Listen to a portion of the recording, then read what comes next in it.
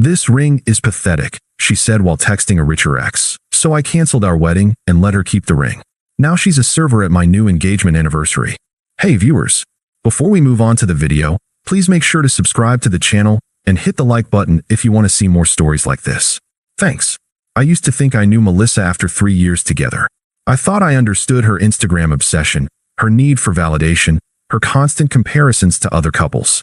I told myself it was just insecurity, that underneath it all, she valued the same things I did: loyalty, building something real together, choosing substance over flash. I was wrong about everything. The proposal happened at Marcello's, this little Italian place where we'd had our first date. Nothing fancy, but it meant something to us. At least, I thought it did. I'd been planning it for months, saving every extra dollar from my software engineering salary. The ring cost me 3 months of careful budgeting, $8,000 for a modest but beautiful solitaire. I wanted something that would remind her of us, not something to show off to strangers. I gave this whole heartfelt speech about our memories, how she made me want to be better, how I pictured us growing old together. She said yes, of course, cried a little, posted a photo immediately. But even in that moment, I noticed how she angled her hand away from the camera, how quickly she pulled it back after the photo. The criticism started in the car. "It's cute. Very you," she said, examining the ring under the streetlight. "You don't like it?" I just thought. I mean, Sarah's ring was twice this size, and Tom makes less than you. I wanted something that felt right for us. Right for us? Jake, this is what I'll wear forever. People will judge me by this ring. They'll think you don't value me. I should have paid attention to that word choice. Not us. Me. The engagement party was the following weekend at my parents' house. Mom had spent days decorating, baking, turning their modest living room into something warm and celebratory. Dad grilled burgers, my sister made a playlist, my aunts brought casseroles. Nothing Instagram-worthy, but filled with people who actually cared about us. Melissa arrived an hour late. "Sorry, traffic was insane," she said, but I'd seen her Instagram story from the nail salon 20 minutes earlier. She spent the first half hour taking photos of herself with various family members, but I noticed she kept her ring hand positioned away from the camera, or hidden behind flowers, or somehow obscured in every shot. She was on her phone constantly.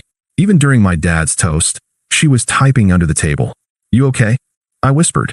"Just work stuff," she said without looking up. But I caught a glimpse of the screen. It wasn't work. The contact name said Derek Moneybag, and the message preview read, "Can't wait to see you tonight." My stomach dropped, but I told myself it was nothing. Derek was her ex from college, some investment banker she'd dated briefly years ago. Maybe he was congratulating her. Maybe it was innocent. It wasn't innocent. 2 days later, she left her phone on the kitchen counter while she showered.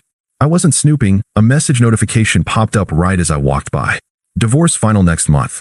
Your place tonight?" Face blowing a kiss. My hands were shaking as I opened the thread. Weeks of messages. Hotel confirmations. Photos of expensive dinners I definitely couldn't afford. Heart emojis. Plans made for times when I was at work or traveling for my job. She came out of the bathroom in a towel, saw me holding her phone. "Who's Derek?" I asked. "What? Why are you going through my phone?" I wasn't. A message popped up about his divorce being final. She went very still. He's going through a rough time. I'm helping him through it. By meeting at your place while I'm at work." God, you're so paranoid. We're friends. I'm allowed to have friends. Friends don't send heart eye emojis about hotel rooms, Mel. She snatched the phone back. "You're being ridiculous." But the next morning, looking for my car keys in her purse, I found hotel receipts. The Ritz-Carlton, the Four Seasons, places that cost more per night than I made in a week. All recent. All during times she'd told me she was working late or out with girlfriends. When she got home from yoga class, I had the receipts spread on the kitchen table. "Fine," she exploded before I even said a word. "Yes, I've been seeing Derek. You want to know why? I think I deserve that. Because he actually has his life together. He drives a BMW, not a 10-year-old Honda. He takes me to real restaurants, not Applebee's with a coupon. We've been planning a wedding, Mel. With what money? Your sad little savings account? Derek spent more on dinner last night than you did on this pathetic ring." The word hit like a slap. Pathetic. So this is about money? It's about ambition. It's about not settling for less than I deserve. Derek doesn't apologize for wanting nice things. "You act like wanting better makes me shallow." I never said that. You didn't have to. Every time I mentioned upgrading this apartment, or getting a nicer car, you'd give me that look. Like I was being unreasonable. Because we were saving for our future. What future? This. She gestured around our modest one-bedroom. Jake, I'm 26. I'm not wasting my best years on maybe. Derek offers certainty. He's married Melissa. Separated. The divorce is almost final. And you believe him? He's not like you. He doesn't make promises he can't keep. I stared at her. This woman I'd planned to marry, who'd met my family, who'd cried when my dog died, who I'd supported through her job changes and family drama. She was looking at me like I was the problem. I want the ring back, I said quietly. Excuse me. The ring. I want it back. Are you serious? You gave this to me. I gave it to someone who wanted to marry me. That's clearly not you. Jake, don't be dramatic. We can work this out. Give me the ring, Melissa. She twisted it on her finger, and for a moment I thought she might actually take it off. Then her jaw set. No. This ring represents 3 years of my life. I'm not giving it back because you can't handle me having friends. Friends. I'm keeping it. She grabbed her keys and stormed out. I heard her car screech out of the parking lot. I sat in the quiet apartment for maybe an hour, just processing. Then I started making phone calls. The wedding venue was surprisingly understanding. We were still 8 months out, so they refunded most of the deposit. The caterer was less flexible, but I only lost $500. The photographer, the DJ, the florist, I called them all. Some charges I had to eat, but I recovered about 70% of what we put down. The hardest call was to my mom. Oh, sweetheart, she said when I explained. I'm so sorry. Don't be sorry for me, Mom. Be sorry I wasted 3 years on someone like that. Do you want us to cancel Sunday dinner? I know it might be awkward with everyone asking about wedding plans. Actually, I'd like to come. I want to tell everyone together, get it over with. That Sunday, I gathered my family in the living room and showed them the text screenshots. I kept it simple, factual. Melissa had been cheating, the engagement was off, please don't ask her to family events anymore. My sister wanted to key her car. My dad wanted to call her father. Mom just hugged me and said she'd always thought something was off about how Melissa talked to service workers. I changed the locks that week, boxed up her stuff, and left it with her friend Sarah. Blocked her number, her social media, her email. I didn't want to hear her explanations or excuses. I'd heard enough. Meanwhile, Melissa wasted no time moving in with Derek. Her Instagram became a parade of expensive restaurants, designer shopping bags, weekend trips to wine country. She looked happy, vindicated, even, like she'd finally found someone who matched her ambition. The captions were subtle digs. Finally with someone who knows my worth. Life's too short for settling. Grateful for people who lift me up instead of holding me back. I deleted Instagram. I threw myself into work. Started going to the gym again. Hung out with friends I'd neglected while I was trying to keep Melissa happy.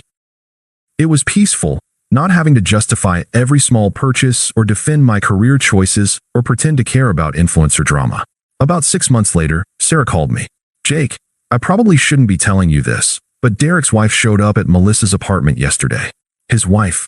Yeah, turns out he was never separated. Just lying. She found out about the affair and went ballistic. Melissa had no idea he was still married. I felt nothing. No satisfaction, no vindication. Just tired. That's unfortunate, I said. She kicked him out. He lost his job too, apparently. Something about using company credit cards for personal expenses. All those fancy dinners. Company money. Okay. She's pretty devastated, Jake. She's been asking about you. I'm not interested in hearing from her, Sarah. Please don't give her my number. But no, I mean it. Sarah sighed. She really screwed up, didn't she? She made her choice. But Melissa didn't just disappear quietly. Over the next few months, she tried everything. She called from different numbers until I blocked them all. She showed up at my office building until security banned her from the property. She sent messages through mutual friends, through social media accounts I'd missed blocking, through her family members. The messages followed a predictable pattern. First, explanations. Derek had manipulated her. She'd been confused. She never stopped loving me. Then apologies. She was sorry. She'd made a terrible mistake. She wanted to make it right. Then bargaining. We could go to therapy, start fresh. She'd prove she'd changed. I didn't respond to any of it. According to the friend network, things got bad for her quickly. Derek had stuck her with the lease on an expensive apartment she couldn't afford alone. Her credit cards were maxed from trying to maintain a lifestyle beyond her means. She had to move back in with her parents at 27, which was apparently a daily source of shame since her father had loved me and made no secret of his disappointment in her choices. She started calling in favors, asking friends to intercede. "Jake, it's Mike, my college buddy called one evening. Melissa asked me to reach out." "Did she?" "Look, man, I know she hurt you, but she's really going through it right now. Her whole life kind of imploded." "Mike, I'm going to stop you right there. I don't want updates on Melissa's life. I don't want to hear about her problems. I don't want messages from her friends. Come on, you guys were together for 3 years. Yeah, and she threw it away for a BMW and fancy dinners. Her consequences aren't my responsibility. She's living with her parents, dude. She's working retail. Good for her for finding work." "Jake, I'm hanging up now. Don't call about this again." The attempts got more desperate. She tried showing up at places she knew I'd be, my gym, my favorite coffee shop, my apartment building. I saw her sitting in her car outside my office a few times, but security handled it before she could approach me. Through the grapevine, I heard she'd started telling people I was emotionally abusive and had financially controlled her, that I'd isolated her from friends and made her feel worthless. The people who actually knew us didn't buy it, but it gave her a narrative that made her the victim instead of the person who cheated on her fiancé. I didn't defend myself. The truth was visible to anyone who wanted to see it. Time moved on. I got promoted to senior developer, then lead engineer. Started dating again, casually at first. Met Emma at a bookstore. She was a middle school teacher, funny and kind, with zero interest in social media validation. She drove a 15-year-old Subaru and was proud of it. Talked about her students instead of her follower count. Cared more about substance than appearance. When I proposed to Emma 3 years later, I did it on a hiking trail we both loved, with a ring that cost half what Melissa's had but meant everything to Emma because I'd chosen it specifically for her. She cried real tears, not Instagram tears. Said yes because she wanted to marry me, not because she wanted to be married. The engagement party was at the same restaurant where Emma and I had our first official date. Nothing fancy, but the people there genuinely celebrated us. Emma's parents, my family, our real friends. Emma wore a sundress from Target and looked radiant. She kept staring at her ring like she couldn't believe it was real. We were there celebrating our 2-year engagement anniversary. We'd taken our time planning the wedding, saving money, enjoying being engaged. When I saw her, Melissa was our server. She'd aged in a way that suggested hard years. Still pretty, but tired around the eyes. Thinner than I remembered. Wearing the standard black uniform of the upscale restaurant chain where she apparently worked now. She recognized me immediately. I watched her face cycle through surprise, hope, embarrassment, and something that might have been calculation. "Jake? Oh my God, hi." I looked up calmly. "Hi. Hi. Wow, you look great. Is this your—" "I'm Emma, his fiancée," Emma said with a smile, extending her hand. Melissa's smile became forced. "Congratulations. That's wonderful." "Thank you," I said simply.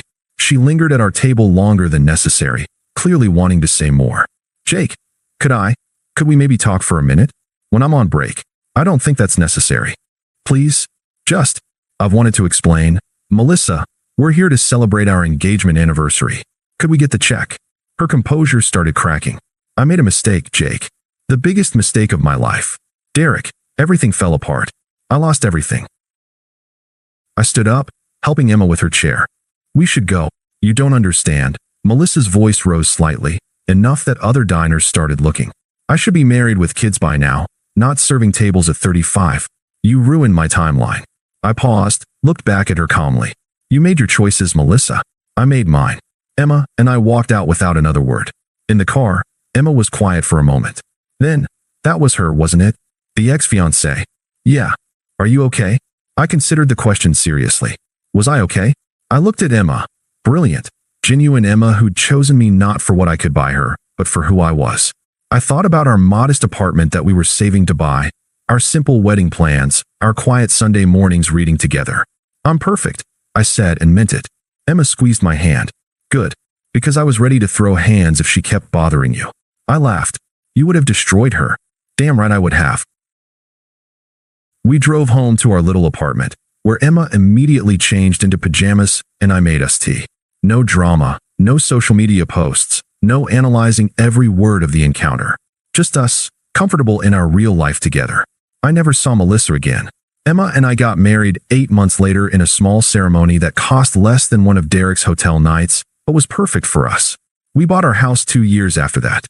Had our first kid last year. Sometimes I wonder if Melissa ever figured out that she didn't lose a timeline.